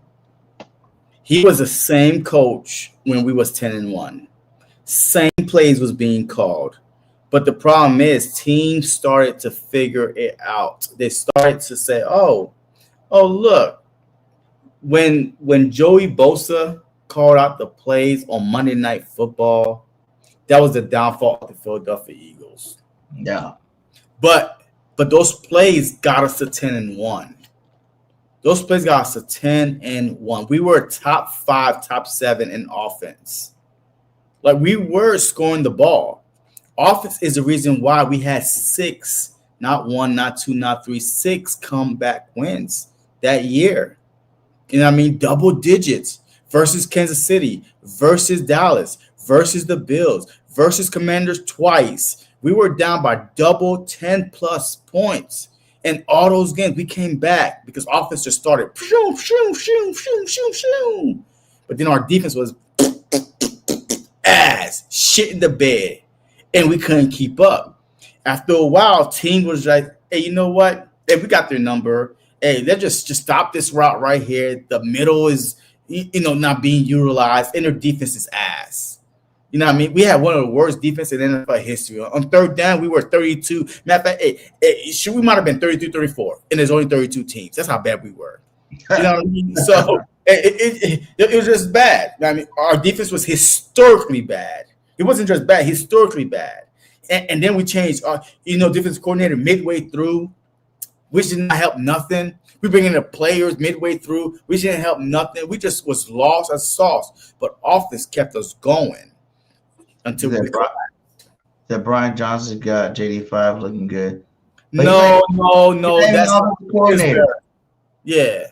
He's not the offense coordinator. He's just the offense coordinator. I can give him that credit. Yeah, no. We're not gonna play those games. Come on now, we're not gonna do that. You know what I mean? Yeah, he's just a quarterback coach, but back to what you talking about is the OC. That's what you talking about earlier about the deficiency on the run stopping and Nakobe Dean. Nakobe Dean practice windows opened up last week. Right, he didn't play. Vic Fangio says he's not sure. He said when he does come back, he's not giving him enough starting job right away, obviously. But maybe we're going to have to give him the starting job if that is the case, because he said he leaves it open. Like, is he going to start moving forward? He goes, he's not going to get a starting job right away. But, depending on how things work out, they'll figure something out. But maybe we will have to put him back there at that Mike linebacker and move a guy like Campbell to the outside. Since you like your ends, dropping in coverage anyway, Campbell might be our next Michael Parsons type linebacker. We thought he was going to be the middle linebacker due to injuries and due to freaking unforeseen circumstances, like your real middle linebacker coming back, after a knee injury. Maybe we're going to have to move him to that end and let him be a pass rusher and drop back in coverage when need be. We definitely need help on that end too as well. That's another big reason why we don't got the big bodies. You don't have the Brandon Graham, the stout guys at the end. You don't got the Nolan Smith that's on the end, to stop these running plays, because he's really stout in the run game too, Nolan Smith, that people don't, give him credit for. So maybe you're going to need to put a cap on that end. I think the Nakobe Dean move would be the Cooper DeJean move from last season. Because I promise you, I cannot put my finger on why we can't stop the run, but I could tell you that 130 tackles is missing. You know what I mean? Like, Zach Bond and Nakobe Dean played great. Batman and Robin. They knew exactly, where to go, sideline to sideline. And Campbell, he's playing pretty good. I mean, I'm not going to poo-poo on Campbell now. 7th overall are all middle linebackers. Yeah. But the problem is, like, in my head, in my non-professional head, this is just my opinion, I put Nakobe Dean and Zach Bond as your linebackers, and I will have Campbell everywhere, rushing up the middle to help Davis and Carter get a single team. Next play, have them at the edge, rushing. But who are you going to take off the field? That is the question. Who are you going to sacrifice? Now to think about it is, you bring them back. You start them with Bond in the middle, and we go back to what we ran the best, which was a 5-2. You know what I'm saying? The 5-2. But an extra linebackers, that end guy, the joker linebacker, Yeah. Does multiple things. He drops back sometime, he rushes the passer sometime, he stops the run sometime. And that spot you give to Campbell. Yeah, I mean, look, I agree because we cannot stop the run with the 4-man front. We cannot stop the run with 4-man front. We are giving up 126. I just checked it again. 126 on the ground, and we only rushing for 99. The math is not mathing. Ladies and gentlemen, the math is not mathing. You give up 126 rushing on the ground, and you only rush for 99 yards with a Saquon motherfucking Barkley. With Saquon Barkley. With Saquon Barkley. That boy Saquon Barkley. That boy Saquon Barkley is the truth. With the Saquon Barkley. And you are averaging 99 problems, and Barkley ain't one of them. You got to give him the ball, baby. You got to give him the ball and let him do what he do. You know what I mean? And you give him the ball a lot. You know what I mean? Yes, I know we have A.J. Dillon, and that's good because Barkley doesn't have a lot of wear and tear on his body right now. Mm-hmm. I mean, Saquon Barkley so far this season, let me just pull up the stats real quick because, I'm the stats guy over here. He don't rush the ball. Saquon had 83 carries so far. Hurts have 43 carries. A.J. Dillon have 11. 83 carries through 5 games. 83 carries. And that means he's not touching the ball a lot. You know what I mean? Like, so if you do the math, it's less than 20 times a game because 20 times 5 is 100. So, you know what I mean? So that's less than 20 times a game he's touching the rock.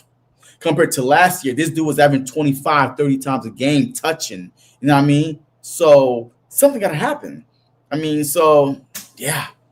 You can't be too heavy passing. Can't be too heavy running. You got to be just right. Keep that thing balanced, my guy, for sure. So absolutely. I called it. Yes, we are going to be passing more because teams is going to scheme versus the run better. BG was like, I don't know why. We just going to line up and run for nothing. Passing more ain't getting a W. We need to continue running the football, my guy. Passing more ain't getting no W. The game we passed 38 times is the game we lost. But that's not why we lost. Once you pass 38 times, all those 3 and outs in our defense. Listen, all those 3 and outs that we had, like I said, we lead the league in 3 and outs. All the 3 and outs keep the defense on the field. They're not fresh, and that's why we're losing these football games. The defense played good football games for the majority of the game. They're making good things. There's a couple of turnovers we should have had that wasn't turnovers. I don't care what anybody say. That Cooper DeJean strip sack was a sack. A strip sack, a fumble, and the refs didn't call it. It was clear as day. A blind man could see it, and it wasn't caught. I got to show you. We're going to be really close. Watch this.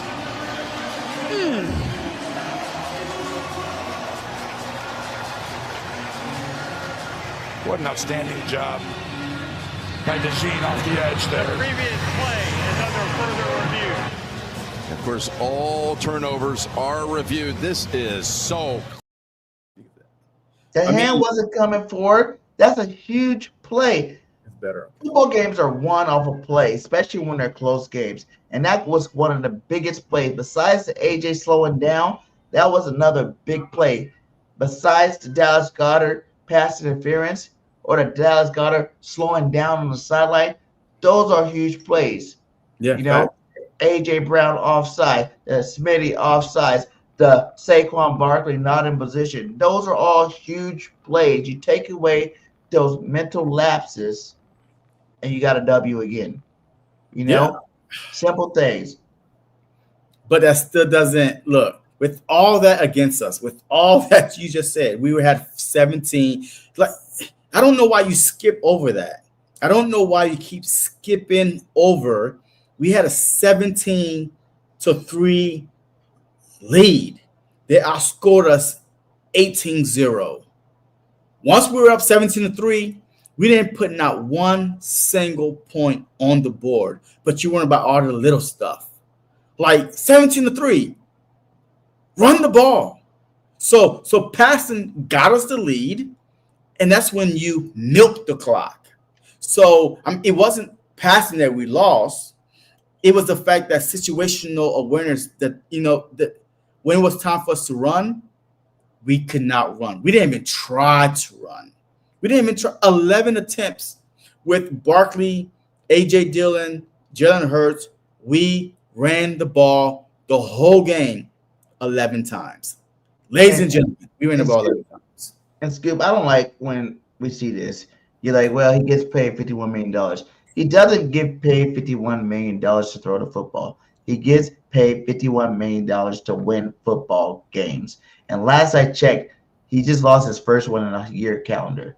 So his $51 million is well deserved. It doesn't need to be proven any more than what it already is with throwing the football. You know what I'm saying? Like with throwing the football. Everybody knows he can throw the football. All the top defensive players in the league know Jalen Hurts can throw the football. He can throw dimes whenever he needs to throw dimes. Hell, that Hail Mary at the end, you know what I'm saying, was almost caught if AJ and Smitty didn't block each other.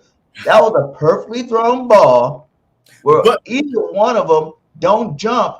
One of them was coming down with that ball, man. Nah, because I think the Denver Broncos, the defensive back, kind of punched the ball a little bit from Smitty. Now, if Smitty was in there, the high point was AJ.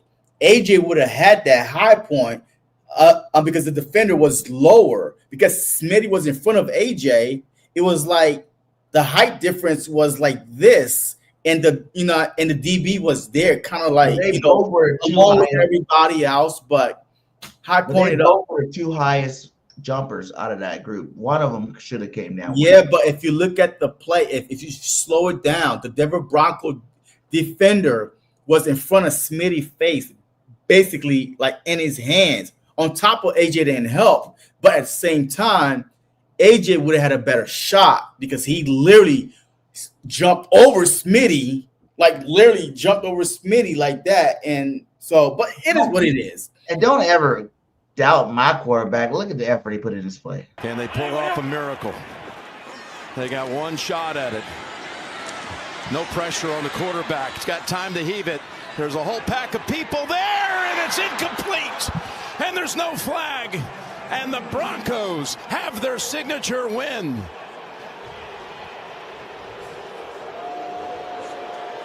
That was close.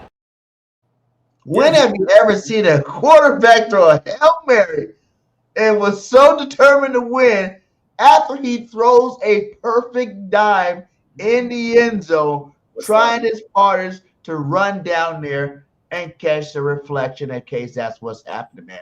Jalen Hurts is not the problem, my guy. Like we said before, the problem is Jalen's not scared of doing whatever it takes to win football games, my guy. And everybody else wants this or that, and Jalen just wants to win. He don't care about stats. He don't care about yards. He don't care about none of that shit. He just wants to win football games, and all the other noise from these other players like A.J. Brown is what's bringing the team down, man. Okay. A dog, straight up, Miss Ash, a straight dog. All right. I mean, look, we said a lot. It repeated a lot. We kind of, talk about the upcoming game. So, yeah, let's go, man. But let's go ahead. Let's go ahead and give some hot takes and a score prediction for this Giants game. Man, we got to get out of here for a two-hour march and get some clips. Man, these hot takes, man, be taking me to school. All right. So, hot take. Hot take. The Philadelphia Eagles. My bad, Scoob. The Philadelphia Eagles, right? I think we only got like 6-7 sacks. I think this is the game. We get this young rookie on his ass. I think that he gets sacked at least 6 times. We will sack this young bull 6 times on Thursday night. That's my first hot take. My second hot take is this defense will only give up 3 points the whole game. Yo, they're about to show up and show out. Look, hey, these are hot takes for a reason now. All right, so don't be like, well, they give up 10, 15. I'm going on on the ledge right now. You know what I mean? Yo, I'm like, hot take, like, you know what I mean? So these are hot, spicy, hot off the stove takes. Okay, so the defense will not allow no more than 3 points in this game, the whole game. So 6 sacks, 3 points given. And my last hot take is this: Saquon Barkley will not only rush for 100 yards, he will be rushing for 200 yards. 200-yard rushing attack coming for Saquon Barkley. Saquon Barkley, 200 yards coming. And my score prediction is the Philadelphia Eagles win this game 31-3. Woo! I love it. I love the hot take, and I really love the 31-3. Hot takes. Yo, hey, look, hey, that's some serious takes right there. So all right, I got you some hot takes too, my guy. Hey, good luck beating that. I'm gonna beat it right here. Here we go. If the Eagles offense will have over 500 yards this game. I'm not gonna break it down. It's gonna be AJ, Smitty, and Saquon getting them at bulk of the yards, but over 500 yards and over 4 touchdowns this game. That's my first hot take. We about to put some numbers up. We're gonna look like a real offense this Thursday night prime time. That's my first hot take. This defense will hold the Giants to under 50 rushing yards. Under 50. That's combined yards. You know what I'm saying? That's my second hot take. A third hot take is going to be hot takes. The Eagles will not have one punt the whole damn game. I mean, that's the only hot take right there. But that's, you know what I mean? Hey, not one punt. And that means, hey, we scoring every drive. Every drive. Okay. Hey, so your score prediction is what? 100-3? 42. 42 to 17. Because they're going to score in garbage time because we're going to have Cardinals out of the game by the fourth quarter. 42 to 17 birds. The Eagles back in the driver's seat, back in the number 1 team. Wait, so 42 to 17, under 50 yards rushing? I mean, so that means bombs over Baghdad on the Eagles defense? No, under 50. The defense is going to stop the Giants for under 50 yards rushing. You know how the defense? Yeah, I know, but you gave them 17 points. So is it through the air? Yeah, in garbage time. Well, hey, look, hey, you know that people loses parlays and fantasies during garbage time. Yeah. So that means that during garbage time, the backups is going to come in, and that 50 yard is going to be bust. Yeah, it's going to be trash. It's going to be. You think our starters suck? Wait till those backups get in there and try to run some plays. That's when we're going to catch up in the fourth quarter and score those points. But like I said. That's the score prediction, man. We're going to see what happens, man. I'm going to try to get on here, too. Try to see about doing a pregame show. Nina, what's up, Nina? I had to come in here and Birdgate's hot take. Yes. The only hot take was the what? Dude, we've been getting ran over 130 yards a game to hold it to 50 and under 50. That's a good hot take, my guy. And over 5, we barely can get 300 yards offense. So to get over 500 yards offense, that's a hot take, my guy. Okay, right. Hot take. But it was hot, but it wasn't spicy like mine. Okay. How about this? Yo, I had some spicy takes. I throw another one in there. A bonus take. Jalen Hurts will get his first 300-yard passing game of the season. I mean, 400-yard passing game this season. He had 283 the other day. I mean, 400-yard passing game this season. It might be the first 400-yard pass game of his career, right? I don't think he's done it, right? Nah. But he did throw for 3, and I think that was in the Super Bowl. So I mean, he He definitely. never threw What's up, Brian? 400. So he's gonna have his first 400-yard pass game out by the fourth quarter. So y'all want me to spice it up a little bit more? That's your bonus hot take, man. But yeah, we're gonna try to get a pregame show going. We see what's up with JC if you want to do a pregame show. Or I'm not sure how your schedule works out. Pregame show what on Thursday? Before the game. Yeah. Nah. We're just gonna go live, man, on TikTok. Hey, you know what I mean? Hey, we're gonna watch the game together on TikTok. Hey, we're gonna talk about it. It is what it because it's on Prime, right? So Prime should not be slow. It should be, even all costs, right? Perfect. So now any other day, you might have cable, I might have this, so now it'd be all. But on Prime, it should be even kill. So definitely. You know what I mean? Hey, we're going to go live on TikTok on Thursday to watch the game together. So if you're on YouTube, not following us on TikTok, jump your ass over there on TikTok. You can find me, Jesse Sports Talk 59 on TikTok. You know what I mean? And if you're on TikTok, you're not following me on YouTube, get your ass over there and just click the link on my bio. On both. I still might go live on YouTube too. I don't know. Maybe pregame. Go live by yourself. And then I'll come on with JC for this game. So either way, you're gonna get some content from us. Salute to all you guys in here. Shout out to 65 still up in here. Hit that like, hit that follow, and go sub us up, my guy. Go follow us up on TikTok. We're gonna try to grow that community to become one of the best, Eagle community groups that we got going over there with JC Sports and Bird Game 31. And also, like I said, on TikTok, if you have not followed us on YouTube, X, Facebook, we are all 3 of them live all the time. So much love to you. Fly, Eagles, fly. Go Birds. And let's end it with a real Eagle fan. Check this out. It's kind of funny. All right, here we go. This is Teams Fans Who Need to Shut the F Up, Week 5 edition. Let's get into it. Bottom line, if your team is not in first place in anything, do me a favor, you shut the F up. If your name is Kevin Patullo, do me a favor, you shut the F up. If your favorite football team and your favorite baseball team both play in the same city, both blew leads over the weekend, and both lost, do me a favor, you shut the F up. It's me. I'm Cowboys fans, you're in my DMs, you're in my comments, and you're in my text message talking shit.